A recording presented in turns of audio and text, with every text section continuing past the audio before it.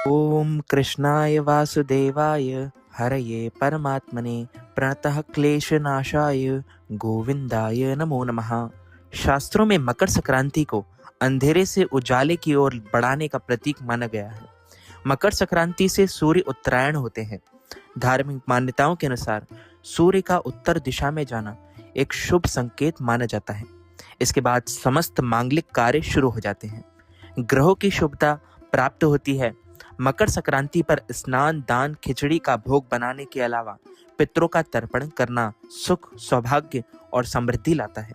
इस साल मकर संक्रांति की तारीख को लेकर लोगों में असमंजस, कंफ्यूजन बना हुआ है। कुछ लोग 14 जनवरी को त्योहार मना रहे हैं, कुछ लोग जबकि मकर संक्रांति का त्योहार 15 जनवरी का सुझाव दे रहे हैं। मकर संक्रांति उस दिन मनाई जाती है जब सूर्य का मकर राशि में प्रवेश होता है। इसके साथ ही इस दिन त्योहार में उत्तर और उदया तिथि भी मान्य होती है। उदया तिथि के अनुसार ही मकर संक्रांति का महापर्व मनाया जाता है। पंचांग के अनुसार सूर्य 14 जनवरी 2026 को दोपहर 3:07 पर मकर राशि में प्रवेश करेगा। क्योंकि यह गोचर दोपहर में हो रहा है, इसलिए मकर संक्रांति 14 या 15 जनवरी कब मनाएं, इसको लेकर कंफ्यूजन है। 14 जनवरी इस दिन सूर्य दोपहर में मकर राशि में प्रवेश कर रहे हैं और सूर्य जब मकर राशि में जाता है उस दिन मकर संक्रांति मनाया जाता है। पंचांग में भी 14 जनवरी को ही मकर संक्रांति का पुण्यकाल और महापुण्यकाल समय दिया गया है। इस दिन एकादशी भी है। ऐसे में जो लोग इस दिन मकर संक्रांति मना रहे हैं वह खिचड़ी 15 जनवरी को बनाएं और चावल का दान भी 15 जनवरी 2026 को ही करें। 15 जनवरी 2026 शास्त्रों के अनुसार मकर संक्रांति उदया तिथि से मान्य होती है, क्योंकि ये सूर्य का पर्व है और सूर्य उदया तिथि सूर्योदय के साथ लगने वाली तिथि को मान्यता देता है। मकर संक्रांति का स्नान, दान सूर्य के मकर राशि में प्रवेश के बाद उदया तिथि में करना शुभ होता है। इसलिए इस बार मकर संक्रांति का स्नान दान 15 जनवरी 2026 को करना शुभ रहेगा। मकर संक्रांति पर सुबह स्नान कर स्वच्छ वस्त्र पहने और सूर्य देव को जल अर्पित करें। इसके बाद सूर्य और शनिदेव के मंत्रों का श्रद्धा पूर्वक जाप करें। यदि संभव हो तो श्रीमद् भागवत गीता का पाठ भी करें। पुण्य काल में नए अन्न, कंबल और घी का दान करें। इस बार तिल और गुड़ का दान करना विशेष शुभ फल देने वाला माना जा सकता है। फिर भोजन में नए अन्न से बनी खिचड़ी तैयार करें और पहले भगवान को उसका भोग लगाएं। फिर प्रसाद के रूप में भी खुद ग्रहण करें।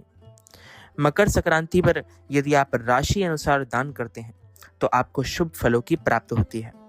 तो चलिए सबसे पहले हम बात करते हैं मेष राशि वालों की।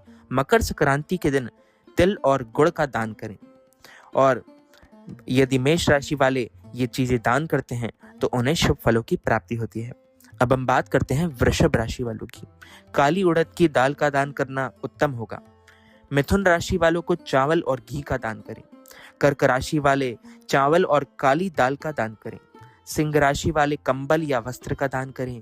कन्या राशि वाले काली उड़द की दाल का दान करना लाभकारी होगा। तुला राशि वालों को काले कंबल का दान करें और वृश्चिक राशि वाले तिल और गुड़ का दान करें। धनु राशि वाले काले कंबल और अनाज का दान करें। मकर राशि वाले चावल, दाल और घी का दान करें। कुंभ राशि वाले तिल और गुड़ का दान करें। मीन राशि वाले कंबल या वस्त्र का दान करें।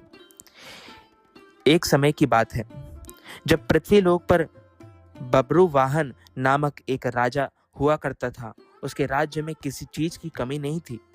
इसी राज्य में एक हरिदास नाम का ब्राह्मण भी निवास करता था, जिसका विवाह गुणवती से हुआ।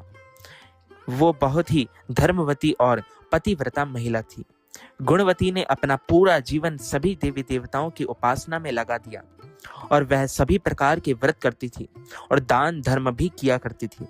इसके अलावा अतिथि सेवा को वह अपना परम धर्म मानती थी।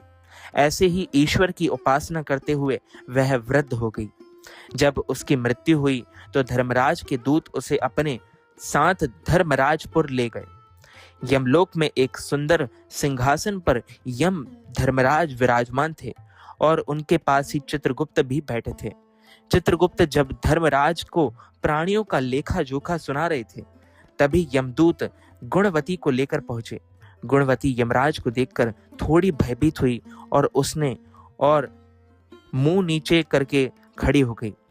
फिर चित्रगुप्त ने गुणवती का ब्यौरा निकाला और उसके बारे में धर्मराज को बताया। धर्मराज ने गुणवती का पूरा ब्यौरा देखा और वह प्रसन्न हुए, लेकिन फिर भी उनके मुख पर थोड़ी सी उदासी छाई हुई थी।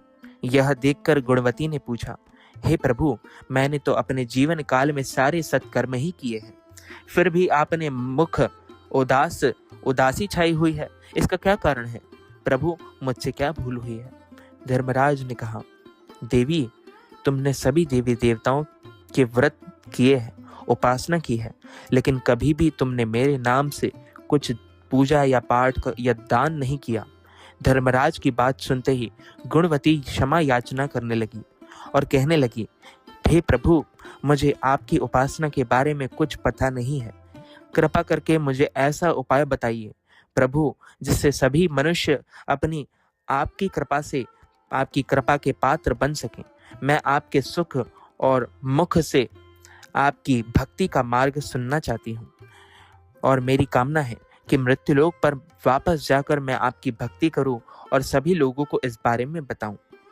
धर्मराज ने बताया, जिस दिन सूर्य देव उत्तरायण में प्रवेश करते हैं, यानी मकर संक्रांति के दिन मेरी पूजा शुरू करनी चाहिए और उस दिन से लेकर पूरे 1 साल तक मेरी पूजा करते हुए ये कथा सुननी चाहिए।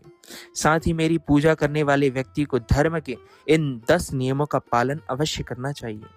धीरज रखना यानी संतुष्ट रहना, अपने मन को वश में रखना और सभी को क्षमा करना, किसी प्रकार का दुष्कर्म नहीं करना, मानसिक और शारीरिक शुद्धि का ध्यान रखना, अपनी इंद्रियों को वश में रखना, बुरे विचारों को अपने मन में ना लाना, पूजा पाठ और दान पुण्य करना, व्रत करना और व्रत की कहानी सुनना, सच बोलना और सभी से अच्छा व सच्चा व्यवहार करना, क्रोध न करना।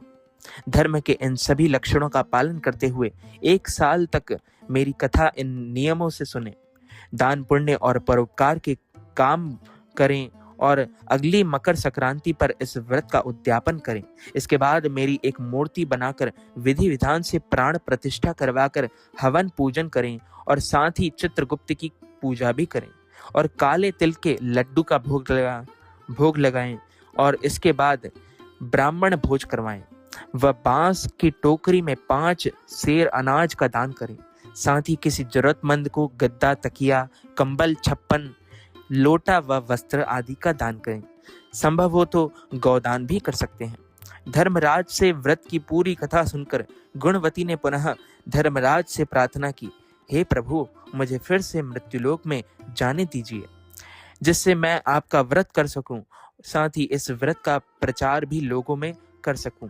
इस पर यमराज ने गुणवती को धरती लोक पर फिर से जाने दिया।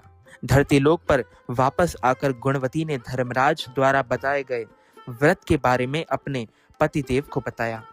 मकर संक्रांति आते ही गुणवती और उसके पति ने ये व्रत शुरू कर दिया।